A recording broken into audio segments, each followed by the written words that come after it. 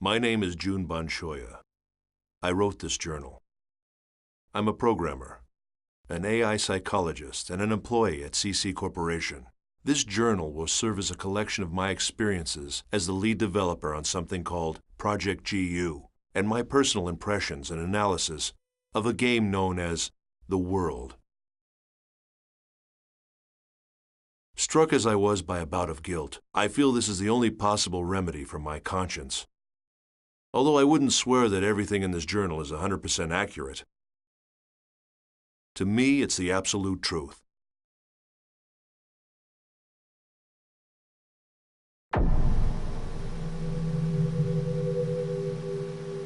The World is an online game. Players assume the role of a character and enjoy various adventures while chatting with friends.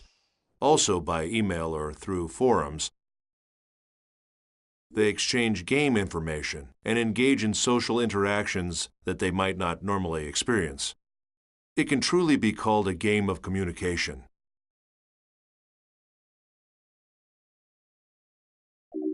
As I write this journal, I know there is one event I can't avoid discussing. It's the first thing I want to talk about.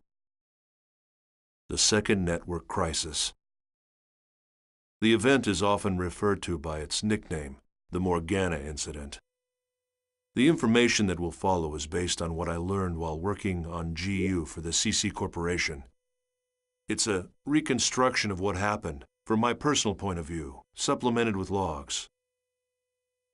Logs I stole off the network. I'm going back now to the year 2010. I'll begin this journal with the story of a boy, a young gamer who had just logged onto the world for the first time. His character's name was Kite, and at the time he was only 14 years old. He had been invited to play by his friend whose character's name was Orca.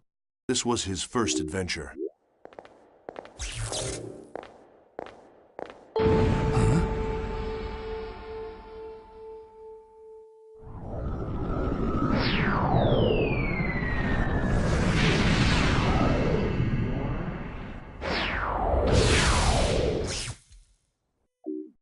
While Kite and Orca were journeying through the dungeon, they met a mysterious girl named Aura.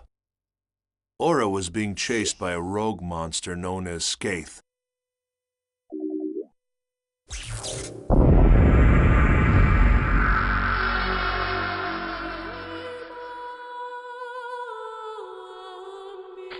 Or was the rumor true? Take this. Huh? Please take this. There's no time. Please. What's this? A great force. The power it holds can bring forth either salvation or destruction at the whim of the user.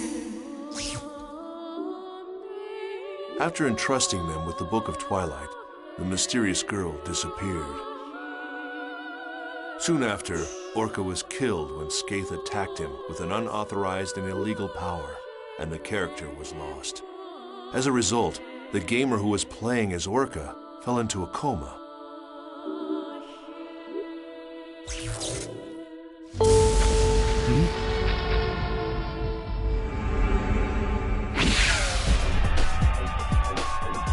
Run! It'll kill you!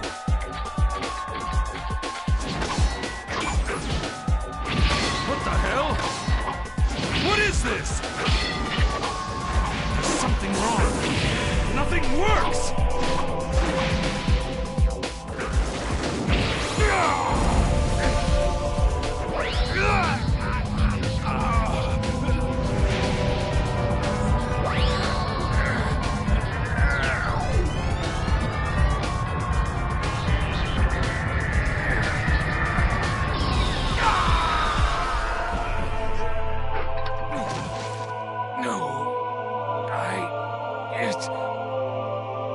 It wasn't supposed to be this way. I'm sorry.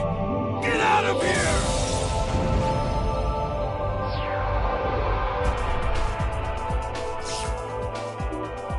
I know it sounds like some cheap sci-fi movie, but the player actually fell into a coma because of this online game. As involved as I was in Project GU, I understood how something like this could happen. This incident, a player being left comatose after playing the world, was not made public. I'm just an engineer, so I don't know all the details, but I can guess what happened. The CC Corporation must have used their political influence to kill the story before it was released. Not long after, I found evidence that at least 6 other gamers had suffered exactly the same fate as that boy. The names of the 6 were Sora, Alf, Carl, Kazu, Orca, and Sig. The first of the lost players had already woken up from her coma. The character name was Tsukasa. At another point, much later, Sora and Sig became intimately involved with Project GU. But for now, let's return to Kite's story.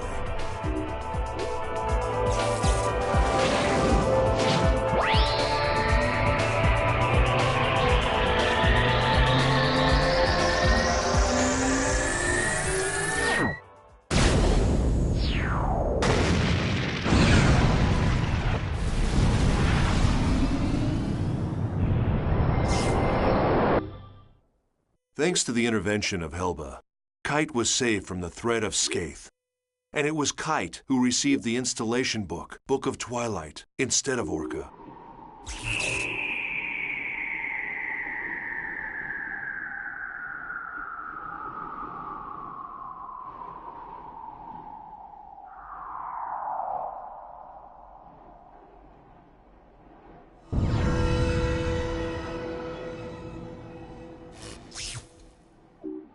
With it, Kite's skills expanded, becoming able to modify the abilities of his character and gain unauthorized powers.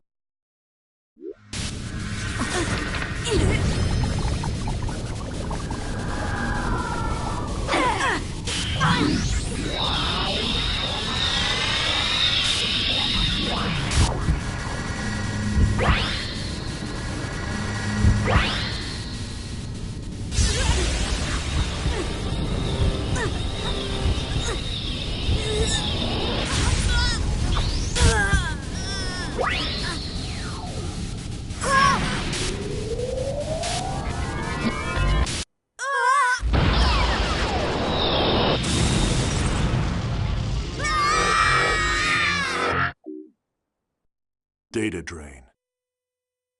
Like it or not, it was the same attack Skaith had used to put his friend Orca into a coma. That skill. Now, I understand. You are the same as the virus. To think that I was saved by someone like you. No! That's not... I don't even know what's... Do not lie to me. Recently, many places within the world have been damaged by a virus. Those who willfully spread the virus and destroy this world for their own amusement, they shall receive no mercy. No, that's not me, Aura had given him the bracelet, and now with his new illegal powers, Kite decided to take action to save his unconscious friend Orca. And alongside Kite, there was always one girl. You didn't even need my help at all, did you? By the way, I guess you can tell that I'm a newbie too.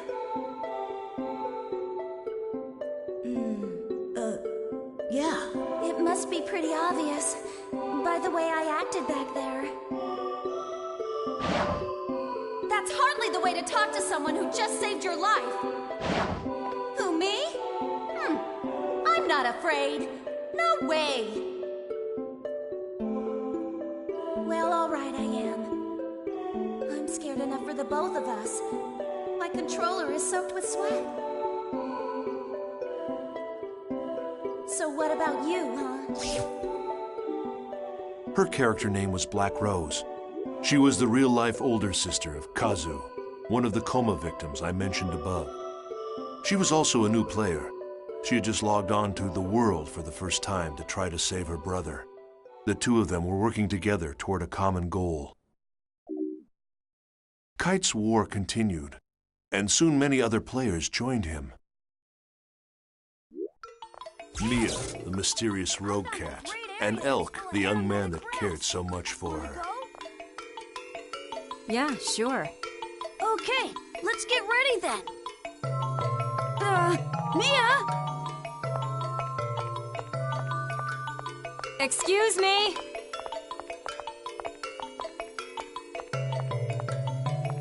You. Yes, you. That's a unique bracelet. Can I take a look? Can you see it? Yes, of course. Do you mean to say that you can't see this nice bracelet? Even if you can't see it, as long as you know it's there, it's the same thing as seeing it, right? Bracelet? Hey, what are you talking about? I can't see any bracelet, Mia. Well, thanks a lot for letting me look at your bracelet. I have a feeling we're going to meet again. Somehow. Well, see you around.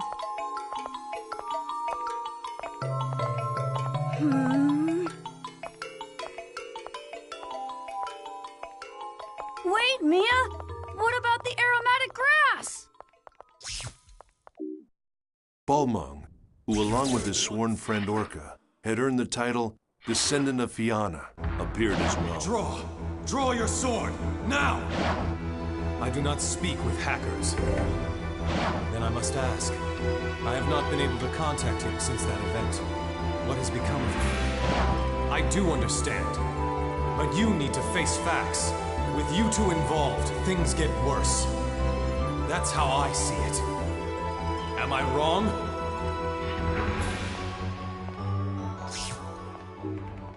And Helba, the legendary super hacker. You don't have time to get depressed. Who are you? A friend, or perhaps a foe.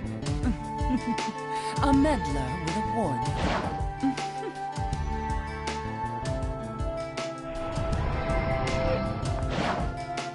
It's not that hard to imagine. Like I said, someone is always watching you. Amidst the increasing turmoil of the world, they each had their own reasons, but together they set out to deal with the illegal monsters called data bugs.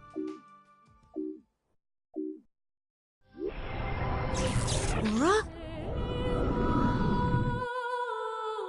I see you received the mail I sent you. Yet, however, it's too late. Wait! There's something I have to ask you.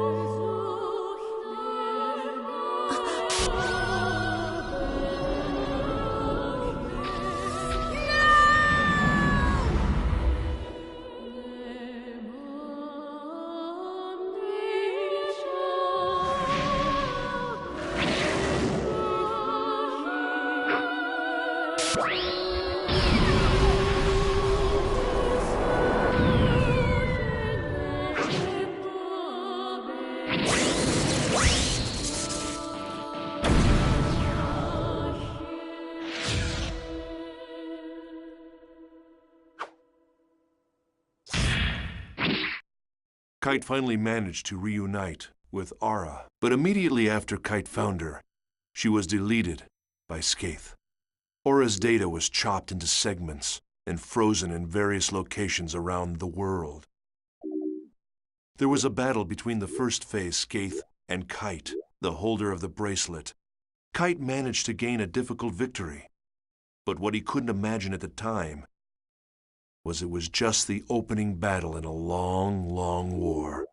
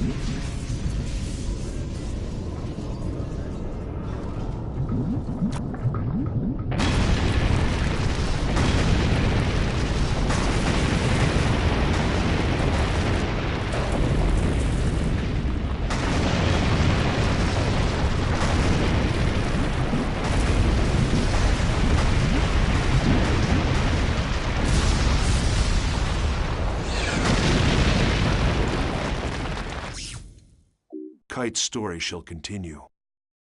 But first there's the mystery of the brilliant AI programmer and creator of the world, Harold Hewick, and the lost epic poem, Epitaph of Twilight. There's little doubt that the second network crisis of 2010 was a direct result of the world. It was awful. It caused catastrophic damage to travel, communication, and healthcare industries all over the planet. What exactly was it that caused the network crisis? It was the very power that was being researched at Project GU. In other words, the network version of God. My efforts were entirely devoted to technical research and the existence of God in the world. It became a story of human foolishness and a paradise abandoned by God.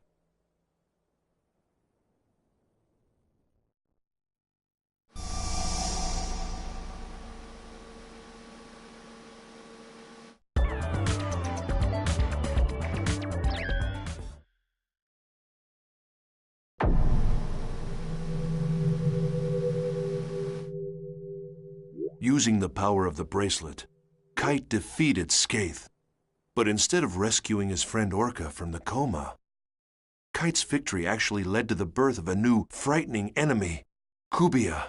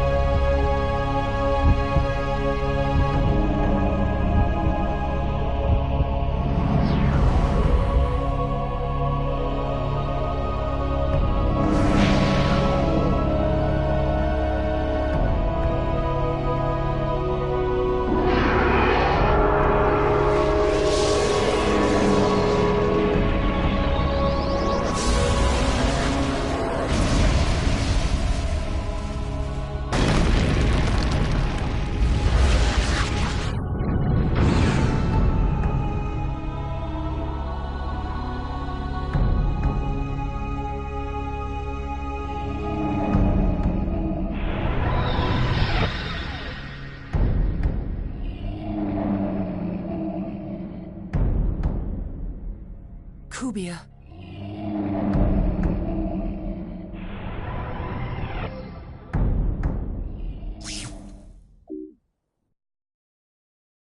Leos, the system administrator at CC Corp, viewed Kite's behavior as potentially dangerous.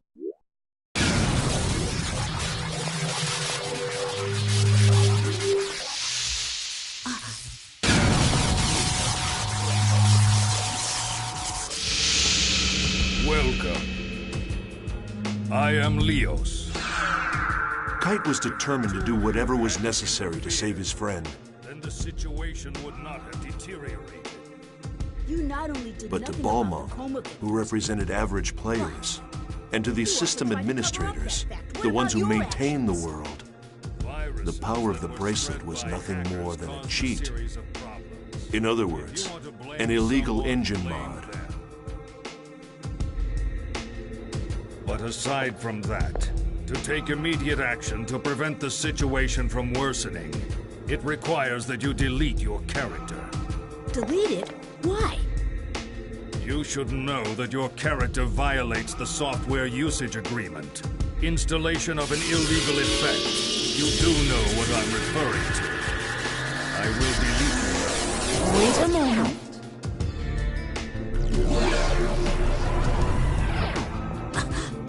However, Kite's character was protected by powerful defenses. And even the system administrators were unable to cancel his account. Right here and now. No way! I wouldn't do that! I know. Since you aren't stupid. The stupid one is this pig-headed man. You don't even understand how it works, yet you'll delete it before finding that out. Or do you even possess the ability to delete it in the first place? The boy's character data is so well protected, the system administrator can't even crack it. In spite of the fact that you developed a vaccine and disguised it as a rare item. Deleting those you cannot control is something that a pighead would do. Thanks to some help from a hacker named Helba, Kite was able to escape surveillance by Leos. Hold on! Wait, what do you mean that you don't? Intrigued by Kite's powers, Helba told Kite of the relationship between Orca's coma and the Epitaph of Twilight. The Epitaph of Twilight was an epic poem that spread around the internet and inspired the creation of the world. The author, Emma Wieland, was no longer alive, and the poem fragments had been scattered all over. So the true nature of the poem was the subject of much debate among players. Although, if the design of this world was based upon writings in the Epitaph of Twilight, it should provide you a clue. Forget it. Leo. Yeah, what? The codename given to a system administrator. Were you remotely aware that it's the name of the King of Light that appears in the Epitaph? It is? Following the instruction of Leos, Kite set out to investigate an area infected by a virus.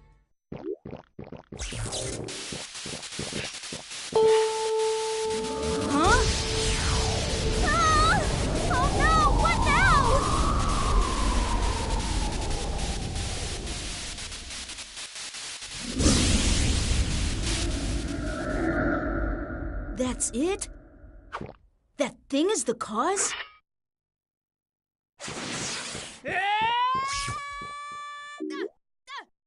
That's where he defeated the second phase, Innis.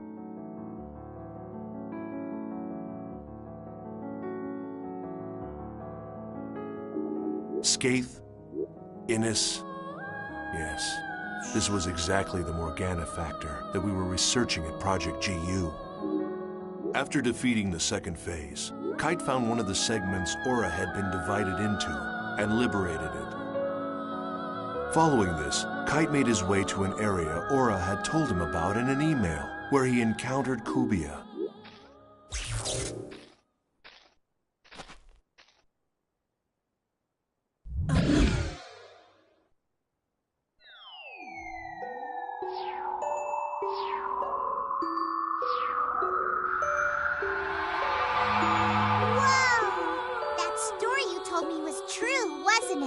Yes, it was. At any rate, this girl, she's beautiful, but I don't know how to say this, but she's not alive.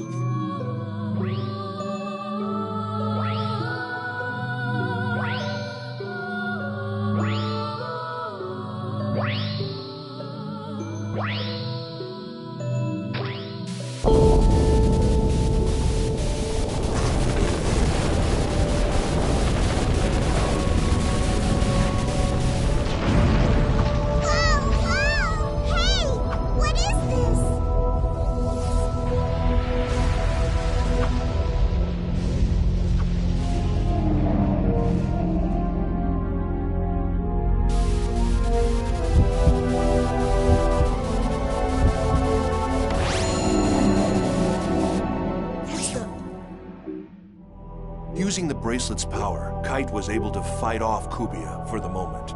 Believing that freeing Aura was the only way to solve the mysteries that had been plaguing him, Kite redoubled his efforts. It was remarkable. Kite, this lone young man, was attempting to do by himself what we, the members of Project GU, had spent countless man-hours and huge amounts of money working towards. No special knowledge, no help from anyone. With only the strength of his own convictions, this young man, this Kite, pursued the mystery of the Epitaph of Twilight. To that end, Kite contacted an information broker, someone named Wiseman. From Wiseman, Kite learned about the Epitaph of Twilight and the 8 phases of the Cursed Wave. He went to visit an unauthorized server called the Net Slum. This was a place within the world that wasn't part of the world. a kind of gathering place for hackers, rogue AI characters, and other types of junk data.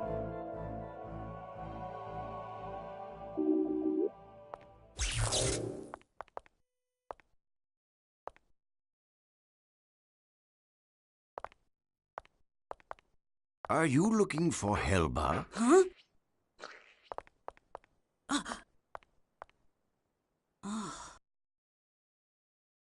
Yes.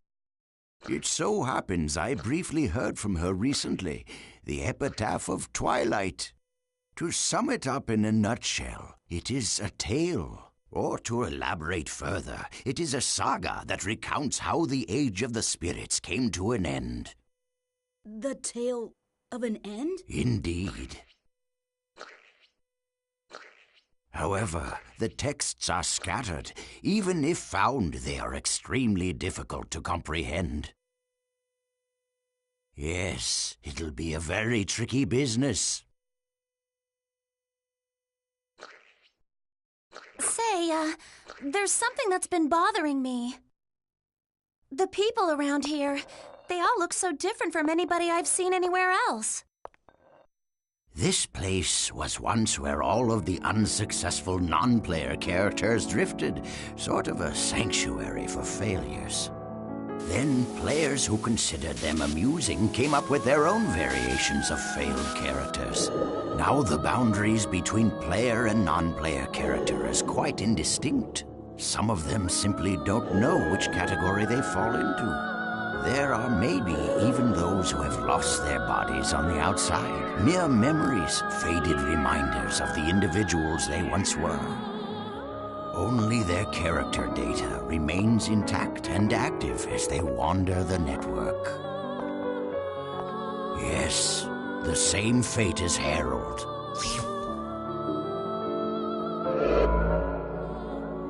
Hacker's Paradise. It was there that Kite reunited with Helba. If anyone could be called the creator of the Net Slum, it was Helba. In the Net Slum, Kite learned more information about the original creator of the world, Harold Hewick, and his goal. He also learned that at the heart of the world exists another consciousness separate from Harold. Just then, Balmung and Leos appeared.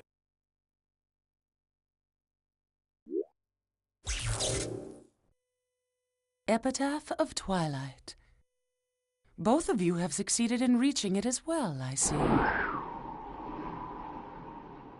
Oh, look. We have an unusual and unexpected guest. As a representative of Net Slum, I greet you. Welcome to Paradise. Mama!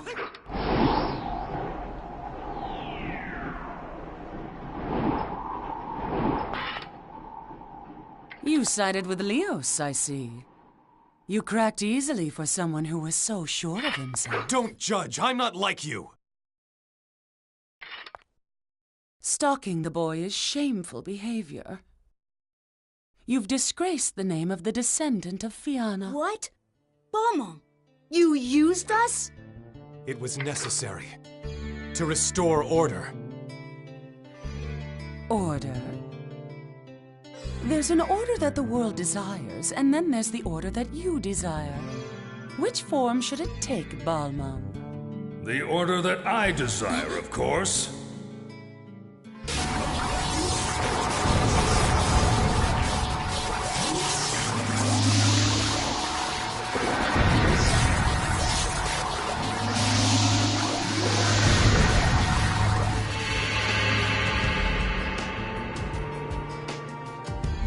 Our featured performer. Now all of the actors have assembled. Quit your yapping, woman. You are entities that unquestionably pose a grave threat to this world. I'll delete you all! Oddly, Leos was the name of the King of Light, mentioned in the Epitaph of Twilight. What did you do? And Helba was the name of the Queen of Darkness. This is her doing. During Leos and Helba's confrontation, another strange phenomenon occurred, this time in Net Slum. It was the third phase Magus. The situation took a sudden turn. this world itself.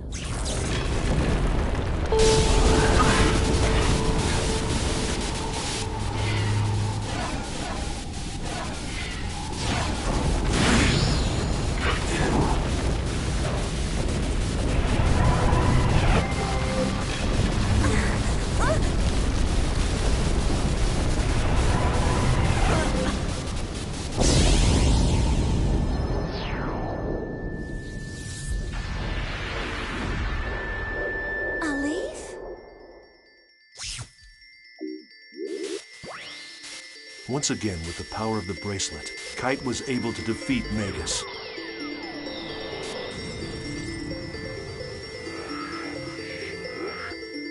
But another problem was awaiting him. The town that had had its data destroyed.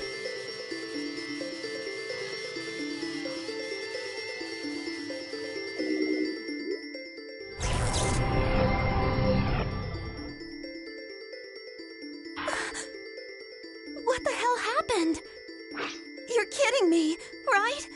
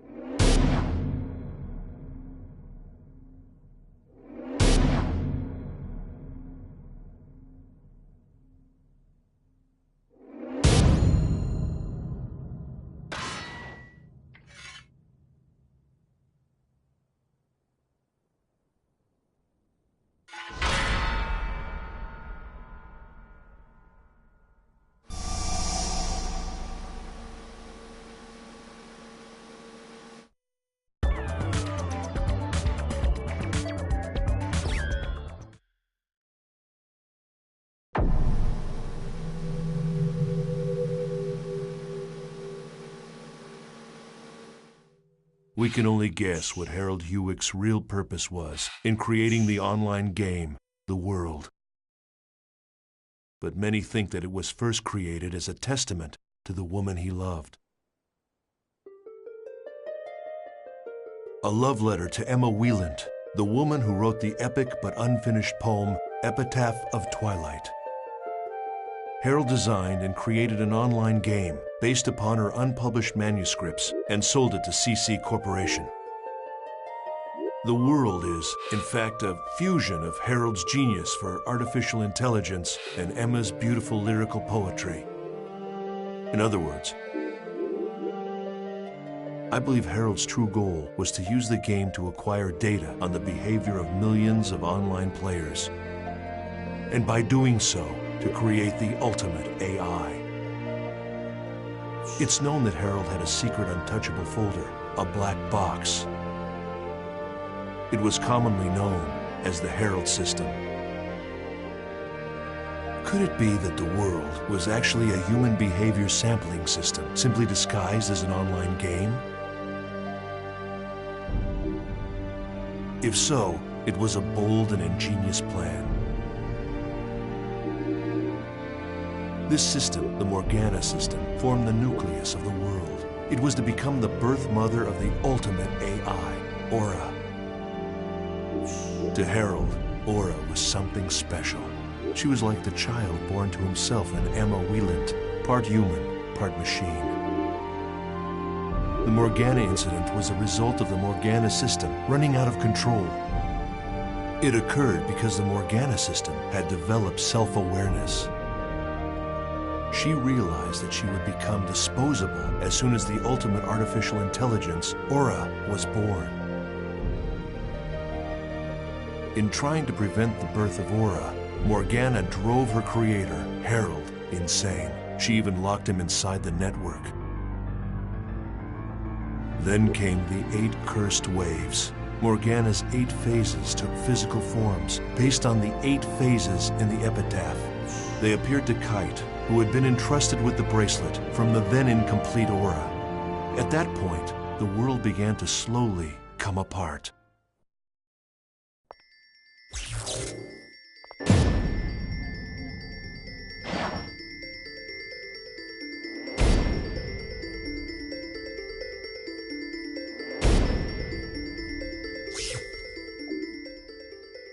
after destroying the third phase Magus, Kite returned to Root Town, only to find the world completely in ruins.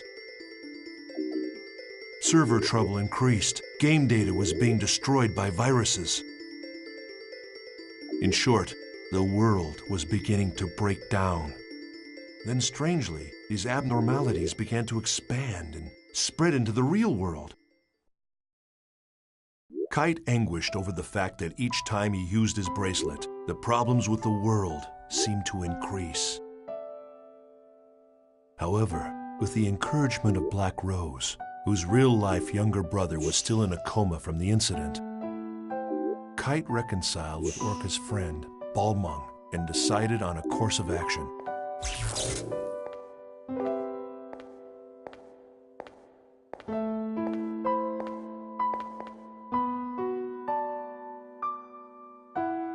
Do you want to know something?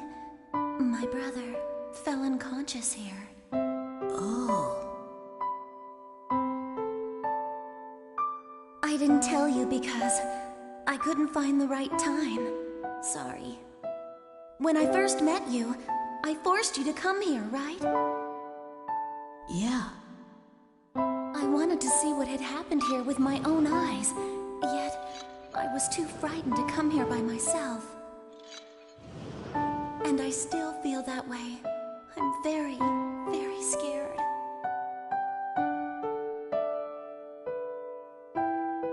But I wouldn't have gotten this far without you. So, what am I going to do if you start doubting yourself? How am I supposed to cope?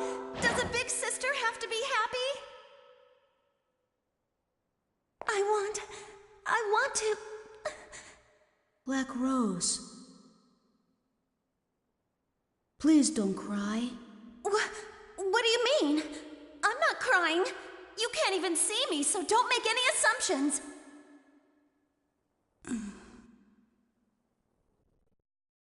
There you go. How typical. You always clam up when you should be talking. Yeah. I'm sorry. I was wrong in thinking that I'm the only one who's trying to do something about Orca and the disaster. Everybody wants to do something. Now I know I'm not the only one. We all want to bring this whole horrible mess to an end. Yeah. What can we do about the situation now? It's simple. We've got to do what we think is right. That's the only way we'll move forward. Yep. Let's do it together. Things will work out. My intuition is pretty good. Well, I'm off to go see my brother. At the hospital? Mm-hmm. Thanks. Thank you. To you, too. So, why did you help me? I scorned you when you both fought bravely. I am guilty of resorting to more cowardly means. You ask, why did I help you, but why shouldn't I? Yes, of course. I seem to have lost myself in hatred for the power of that bracelet. The power itself isn't good or evil. There are only evil intentions. It appears that I am the one who may have been selfish. A great force. The power it holds can bring forth either salvation or destruction, at the whim of the user.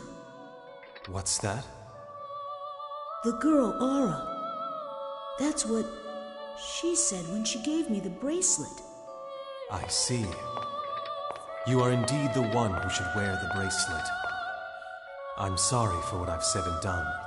I apologize. Balmung. I want to restore this world, and like you, I want to help Orca as well. However, It's not something I can accomplish alone. Perhaps you could lend me a hand. I am being selfish. Go right ahead and laugh.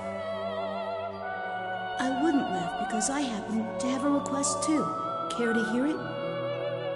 I want two things. To help Orca, and to play in the world that's not corrupted. But it's really not something I can accomplish alone. Could you lend me a hand? Of course.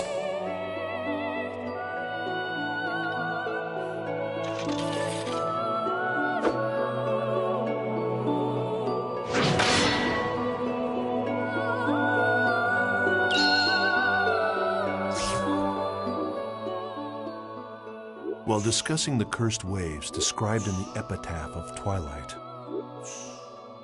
Wise Man told Kite his theory that in order to stop the virus from spreading further, he had to defeat the 5 remaining phases, as well as Kubia. Wiseman's theory was of extreme interest to those of us working on Project GU. It helped explain the relationship between the bracelet and Kubia, and Aura, and Morgana's 8 phases. In order to comprehend this theory, one must understand the true meaning encoded into the Epitaph of Twilight poem. Wise Men knew a lot more than we at Project GU.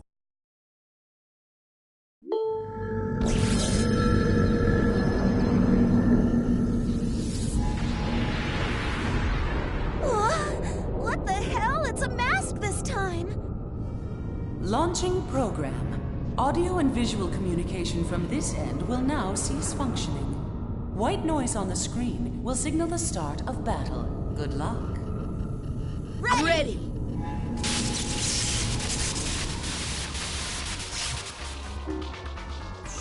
With help from Wiseman and Helba, Kite defeated the 4th phase, Fidhel. He also obtained the 2nd Aura segment. However, Leos, who was concerned about the spread of the virus, decided to destroy the world servers. Guided by her voice, Kite descended into the dungeon and was reunited with Aura. However, before that, Kubia appeared for a 3rd battle with Kite.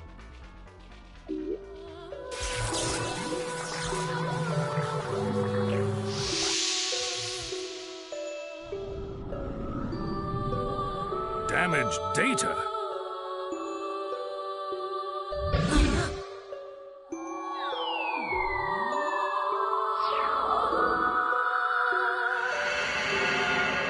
What's this? I think she wants to say something.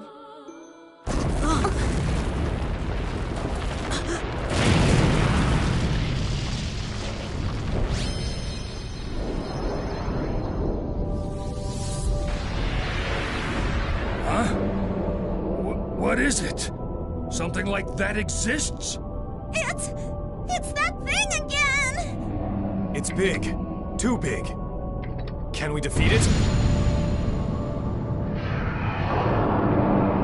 It's growing.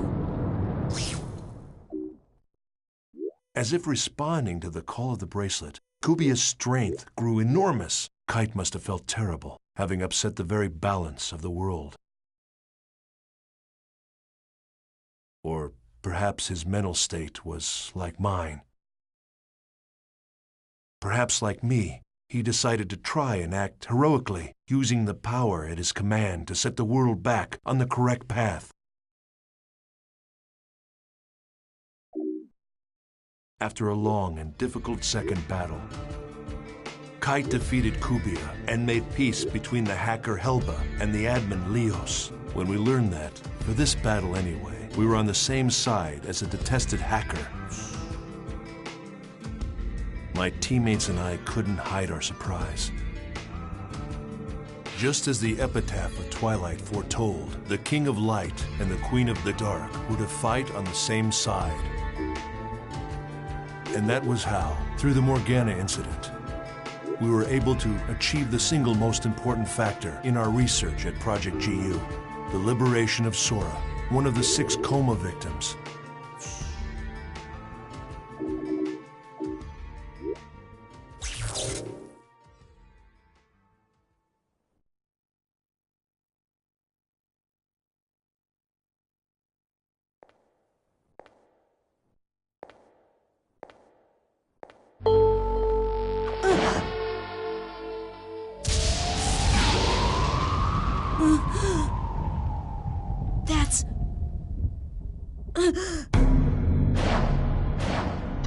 Skate's wand?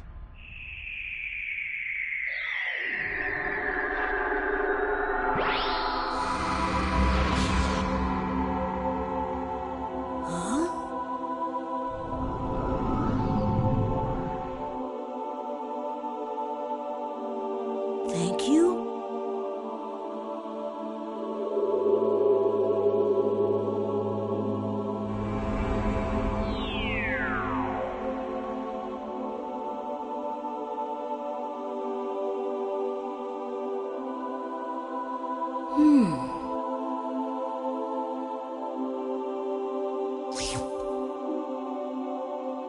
Skaith had done it.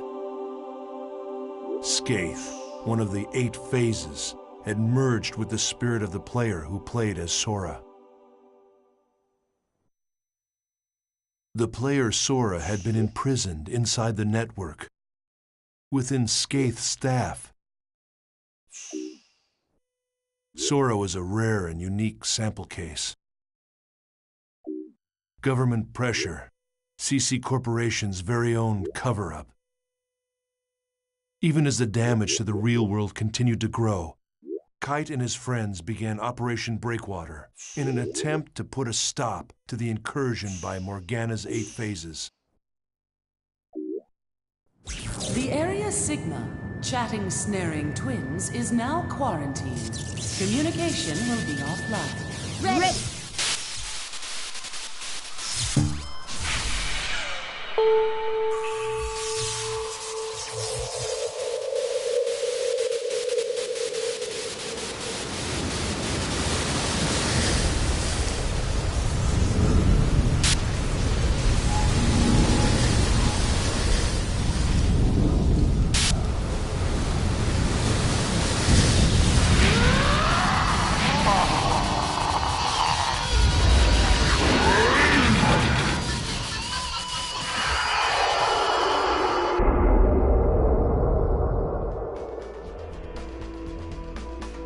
Just who designs these freaky things anyway?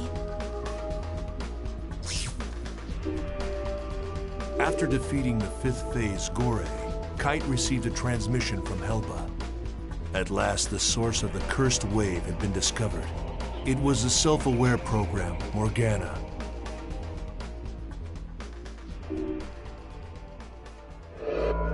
Guilty Universe. Harold Hewick's world of corrupted love and dreams.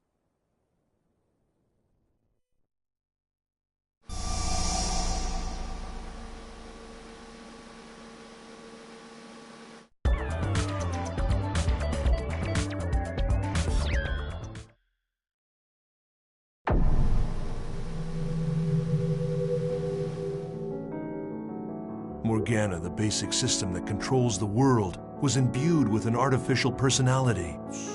Her creator, Harold, had bestowed upon her the role of mother to the ultimate AI, Aura, but she rejected it. Instead, in order to preserve herself, she chose to imprison Harold within the network. And immediately after Aura was born, Morgana decided to delete her.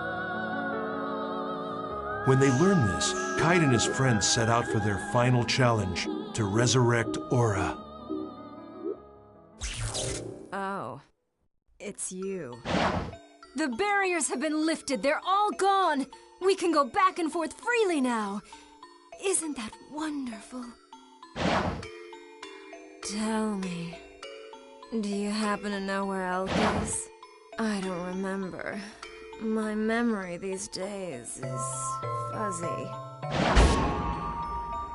So, who are you?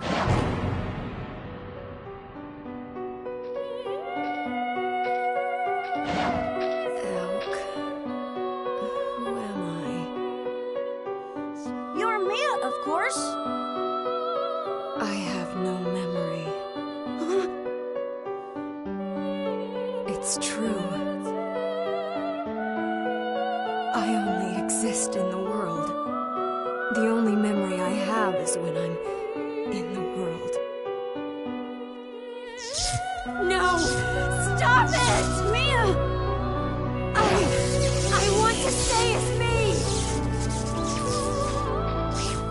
true identity of Mia, the cat-like character, was actually a wandering AI program. The sixth phase, Maha. Elk. I'm sorry.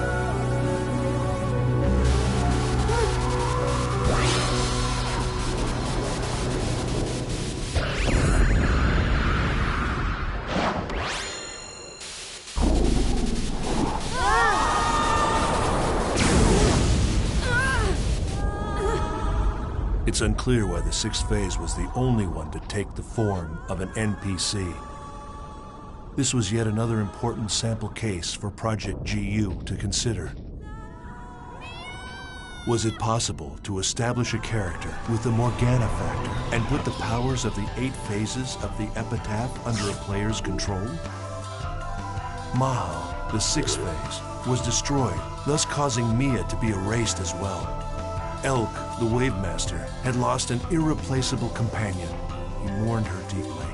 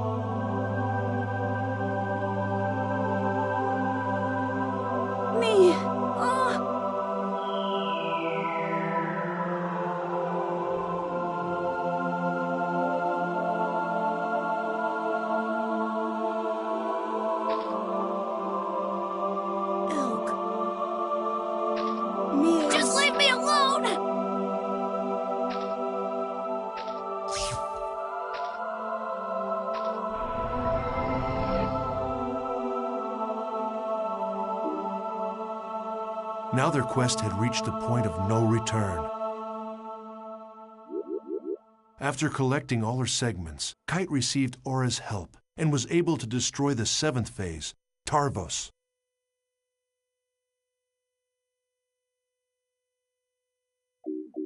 In order to cover up the unfortunate fact that several gamers had collapsed into a coma while playing the world, CC Corp planned to destroy their servers.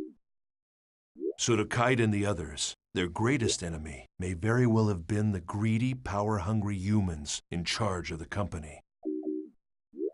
If they succeeded, and the world's servers were destroyed, Kite and his friends would never be able to revive the coma patients. Only 2 enemies remained, Kubia and the 8th and final phase. How would he fight the 2 of them? Pressed by time and grasping desperately for an answer, Kite finally met Harold's pseudo-personality deep in an infected area of a dungeon, as well as the newly free Aura.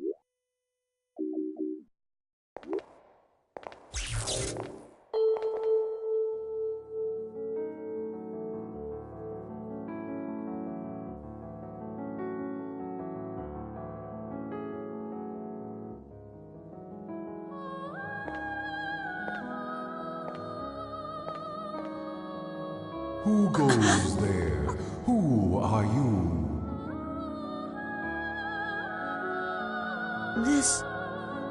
This is Harold? My name is Harold. What? Hey, you're nothing but a piece of rock! You're responsible for the cursed wave, aren't you? All right then, fix this thing! No, the passage of time is irreversible. Birth or death? Now only these two choices remain. What? What are you saying?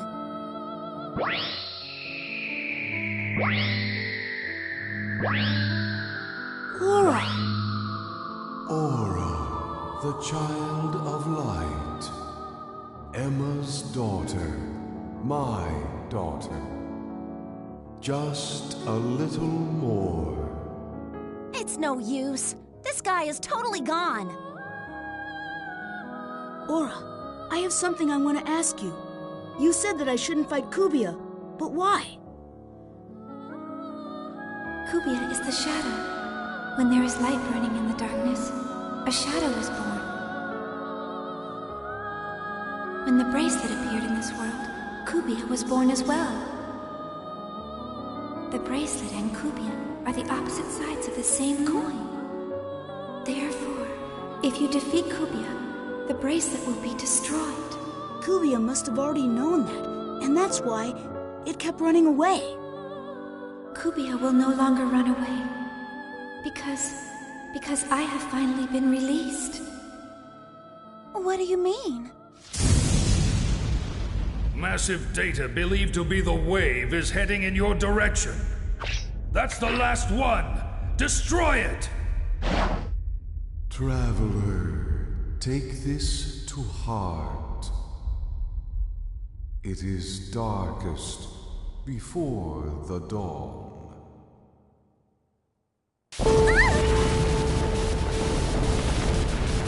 Run away!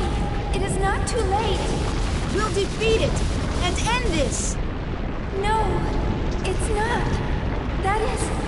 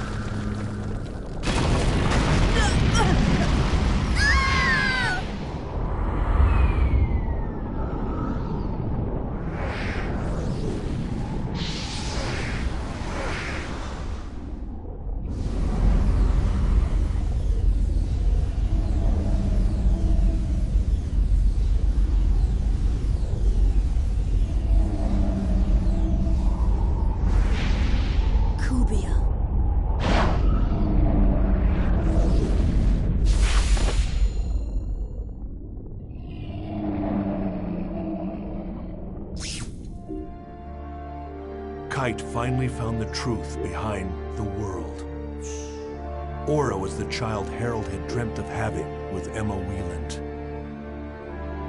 The bracelet and Kubia were two sides of the same entity, and Kubia was the anti-existence of the bracelet. To defeat Kubia, Kite would have to abandon the bracelet. But without the bracelet's power behind him, how could he possibly resist Morgana? Do you think we can really defeat it?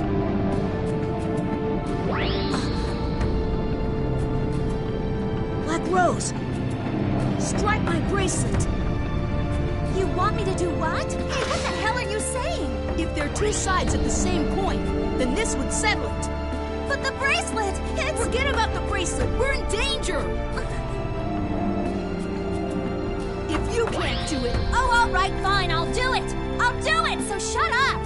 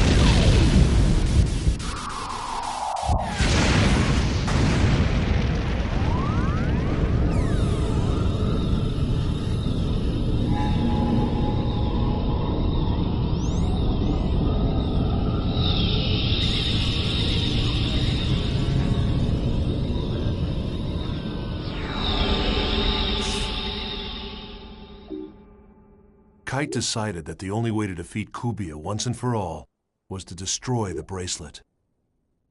To do so, he was forced to enlist the help of Black Rose. Kite believed that the revived aura had enough power to stop the cursed wave of Morgana. That's what Epitaph of Twilight meant. Twilight refers to a time of day that contains both light and darkness. If the epic poem had in fact been referring to dawn instead of dusk, then that must mean that Aura would bring light to the world.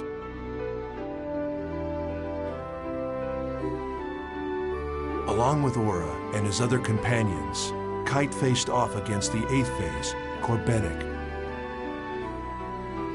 Joining them were Kazu and Sieg, who had regained consciousness with the resurrection of Aura, as well as Kite's close friend, Orca.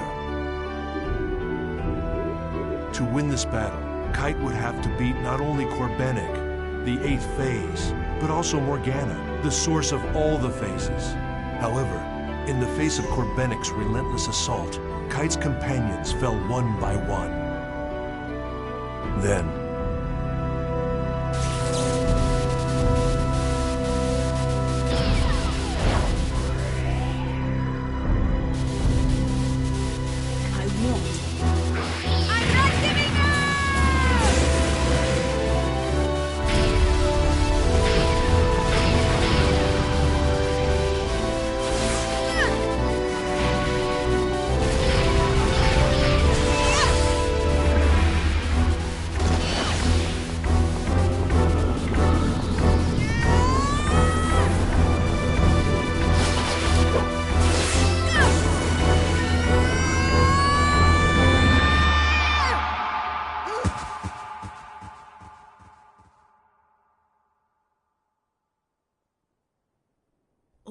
the brutal fight came to an end in an unexpected way.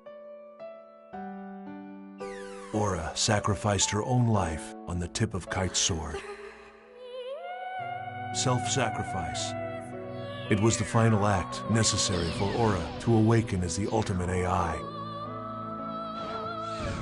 It was a bitter irony. Aura had finally become the ultimate AI. She attained a wisdom beyond that of humanity, and in doing so, she formed a new system. A better system in which the world could exist. Yes. It was a far greater dream than any of us at Project GU had ever hoped to see fulfilled.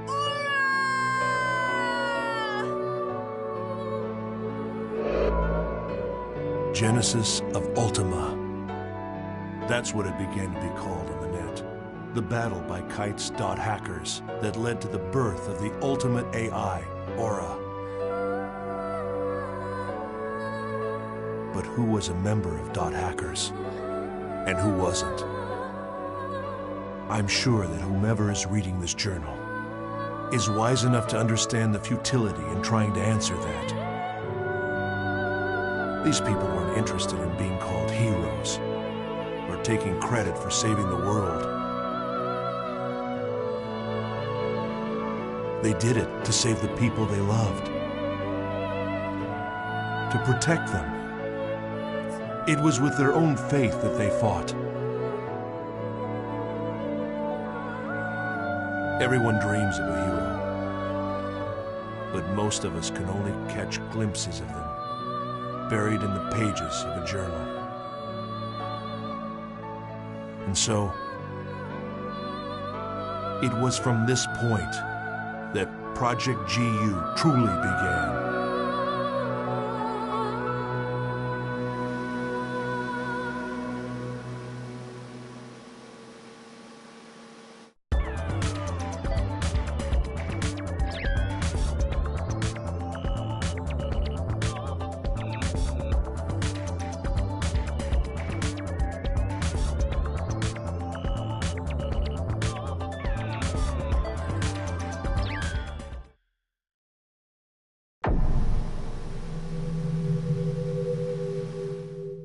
The loss of the ultimate AI, Aura, was the second major network crisis.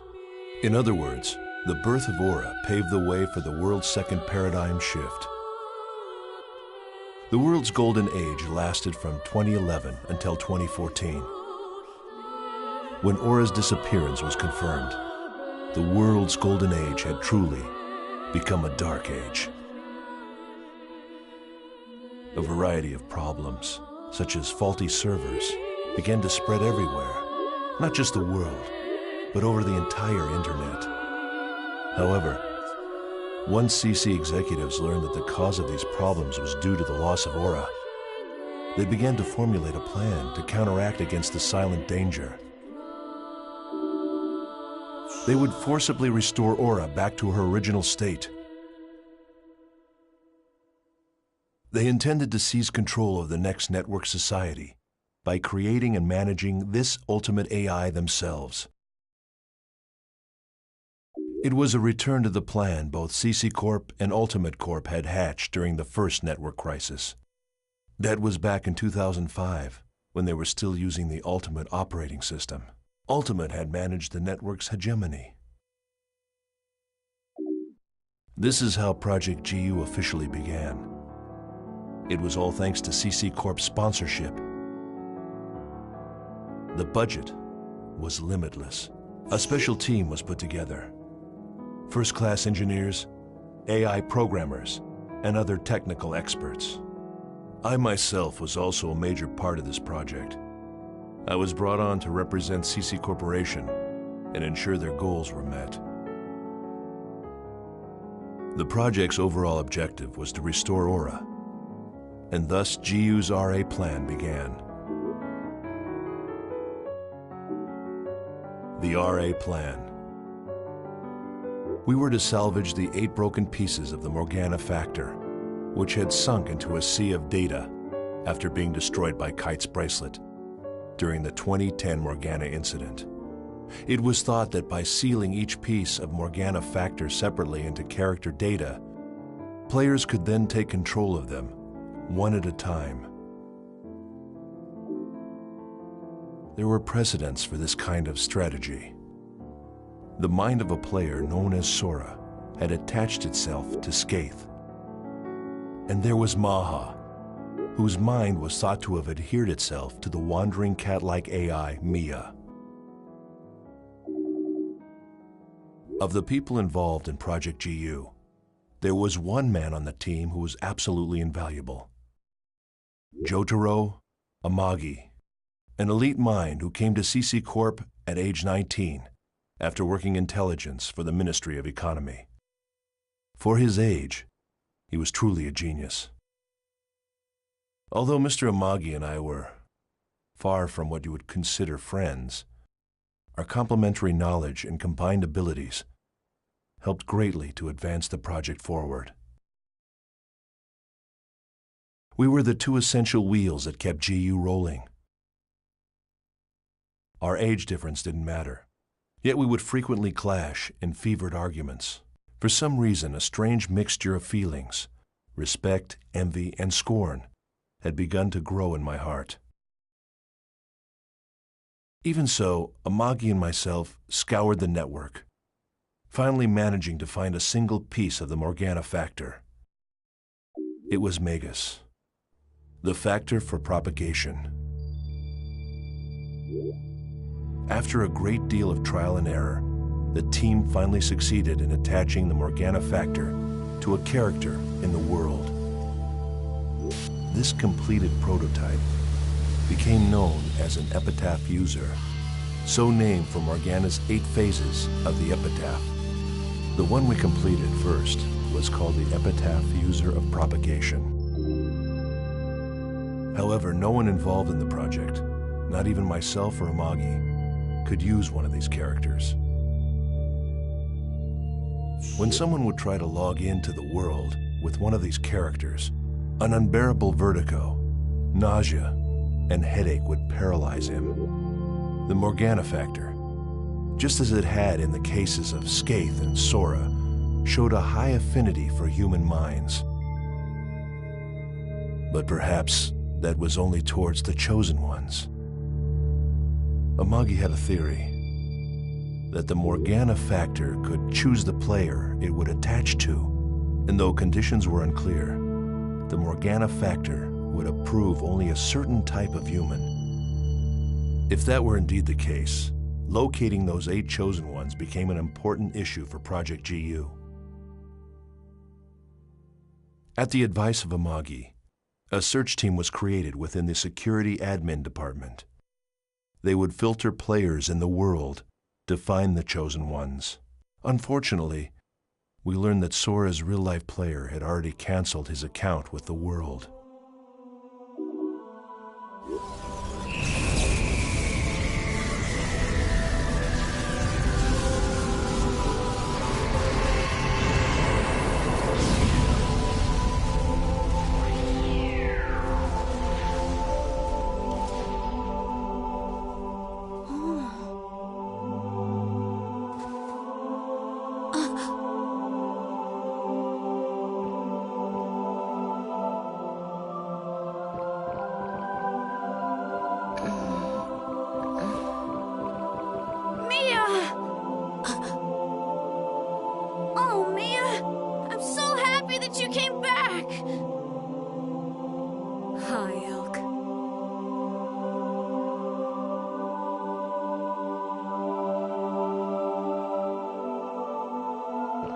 That's a unique bracelet.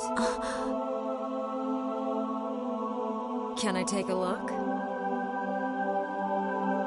Mia! Your memories, they're... Amagi and I continued our search for the other 7 pieces of the Morgana factor. Skaith, Innis, Fidhel, Gore, Maha, Tarvos, and Korbenik. Eventually, we discovered that the Maha piece had once again attached itself to the cat character Mia. We were able to extract it by destroying the cat character.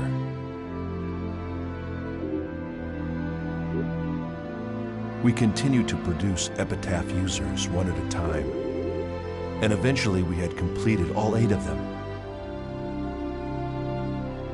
All we had to do next was allow the chosen ones to control these epitaph users, then have them use the power of Morgana's 8 phases to activate the program Amagi had created. This RA program would restore Aura, gateway to Utopia. We at Project GU had come so close. We had almost arrived at our Utopia.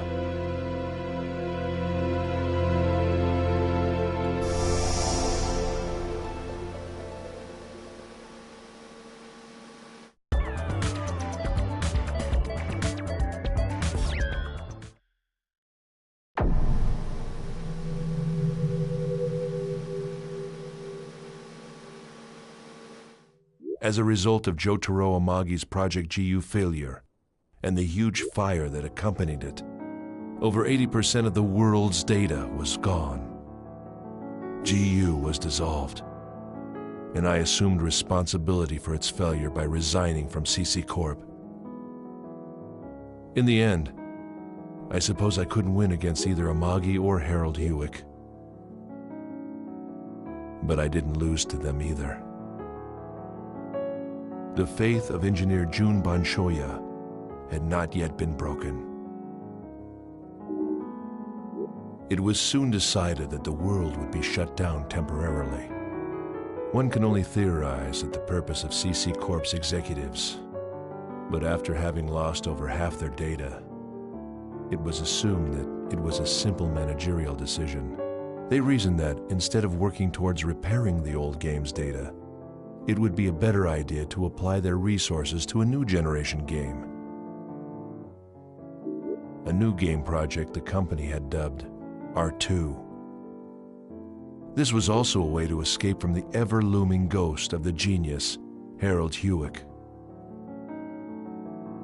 Of course, analysis of the Herald system had been halted, and the re-examining black box data had also been implemented into R2.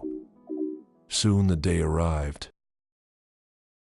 The town and area data that they had managed to save were presented to the public. The first generation of the world faced its final day. I logged in with my own private character to see.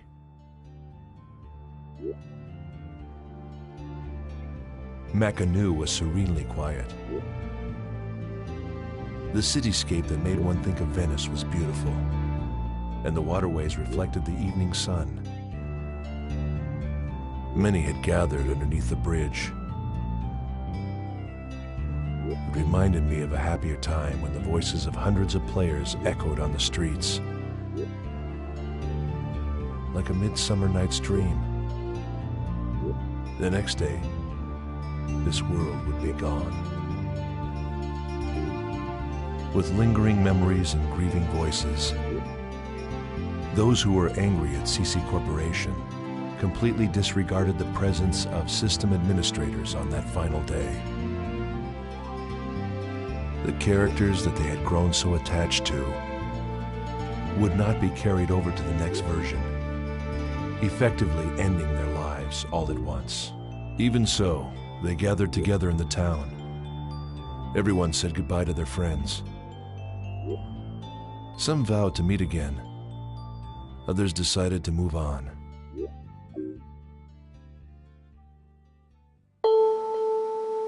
Keeping to myself in a desolate alley, I couldn't help but wonder. I wondered where Aura had gone. She was like Amaterasu hiding in her cave. After losing her, those 4 golden years of the world had all of a sudden come crashing down upon us. We humans had lost our god. We couldn't stop from wailing and weeping. Project GU had been designed to give us a new god, but it had collapsed in flames. I don't know exactly when it happened. A young girl, bathed in the sunset, whispered the following to me.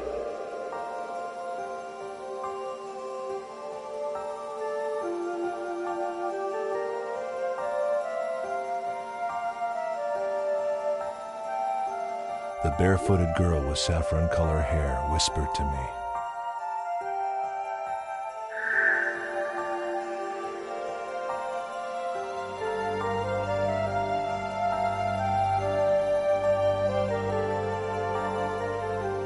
Her last whisper disappeared, as if the wind had blown it away.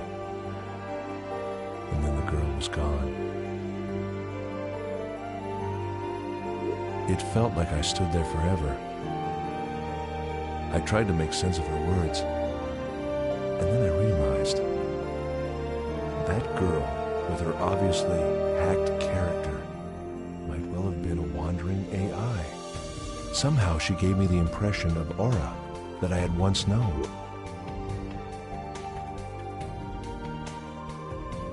The world will end. It will end. And yet its core will be preserved in the next generation.